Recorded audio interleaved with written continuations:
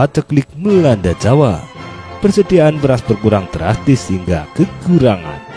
Pemerintah kolonial Hindia Belanda lantas mengimpor beras dari Burma, India, dan Tiongkok. Per Agustus tahun 1910, peningkatan jumlah impor terjadi hingga bulan berikutnya. Beras impor itu dikirim lewat kapal-kapal dan berlabuh di Surabaya. Dari Surabaya beras diangkut kereta api ke daerah di selatan Surabaya yang mengalami paceklik. Bersamaan dengan kebijakan impor beras itu, Burma sedang dilanda wabah pes. Namun para petugas tidak mencurigai banyaknya tikus mati dan kutu-kutu saat muatan sampai di Sidoarjo. Bisa diperkirakan perjalanan yang berbulan-bulan itu tikus ikut di dalam kapal. Tikus makan dan buang kotoran di situ hingga mencemari beras. Lewat beras impor itulah penyakit pes terbawa dari Burma ke Jawa. Perjalanan yang rencananya dilanjutkan ke Malang lalu ke Wulingi batal akibat terputusnya jalur Malang-Wulingi oleh banjir pada akhir tahun 1910. Alhasil, beras impor berikut tikus perkutu pembawa pes itu menginap di gudang-gudang sekitar stasiun Malang. Udara Malang yang lembab membuat perkembangbiakan kutu-kutu tikus di gudang beras berjalan cepat. Namun tak ada kecurigaan saat ditemukan banyak tikus mati. Kecurigaan adanya penyakit pes baru muncul ketika 17 orang di desa Turen Malang meninggal setelah demam beberapa hari.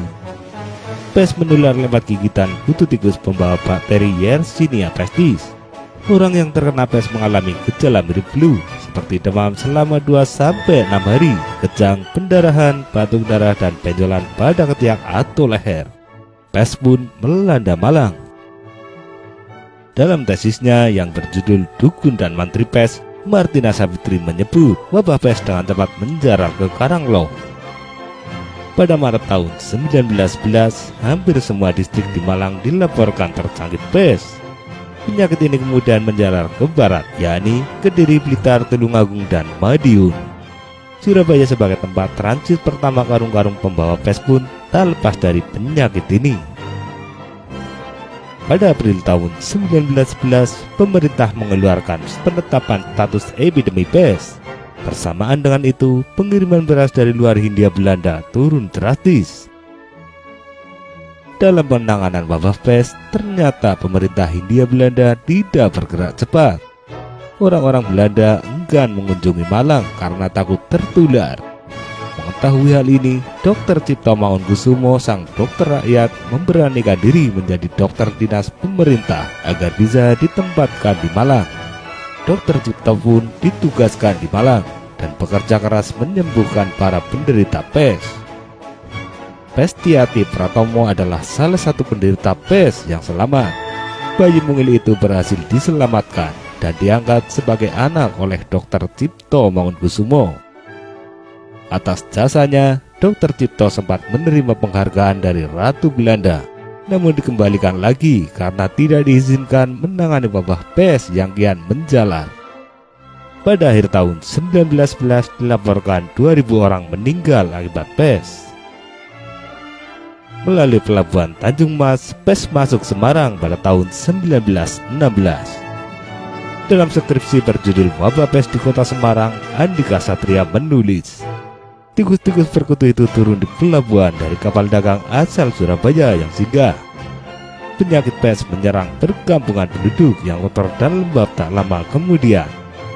Antara Oktober 1916 sampai Desember 1917, belasan desa terserang pes. Ratusan orang tewas di Semarang. Untuk menanggulanginya, BGD atau Dinas Kesehatan Hindia Belanda mendatangkan dokter dari Eropa, merekrut mantri dan memberikan vaksin. 2 jenis vaksin dipakai untuk memberantas pes, yakni 54.017 vaksin dari Jerman dan 11.703 vaksin dari Inggris. Dengan mengerahkan dokter di kota dan mantri di pedesaan, dalam 7 bulan sebanyak 65.720 orang diberi vaksin. BGD lalu mengeluarkan aturan, bila salah satu anggota keluarga terbukti kena pes, seluruh keluarga harus dievakuasi dan tinggal di barak isolasi selama 15 hari. Pasien dan keluarganya kemudian diobservasi untuk penyembuhan dan pencegahan pes agar tak makin meluas. Namun dalam praktiknya, jika ada seorang warga terkena pes, bukan hanya sekeluarga yang dievakuasi, tapi seluruh desa. Mereka baru boleh meninggalkan para isolasi setelah 30 hari. Akibatnya, banyak warga menolak dievakuasi lantaran takut barang-barang di rumah mereka hilang atau lebih parah, rumah mereka dibakar karena dianggap sarang tikus. Di Malang, tempat pertama pes mewabah, penduduknya dipaksa membakar rumah yang terindikasi sarang tikus. Mereka juga harus membongkar rumah bambu mereka, lantas membangun ulang dengan kayu atau batu bata tanpa kompensasi yang sesuai dari pemerintah kolonial. Pada logikanya, penduduk yang rumahnya berbahan dasar bambu mayoritas adalah penduduk pribumi yang miskin.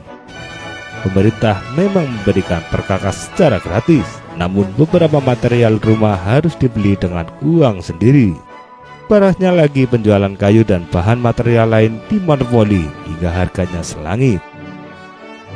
Diperkirakan jumlah korban meninggal dari tahun 1910 sampai 1926 mencapai 120.000 orang.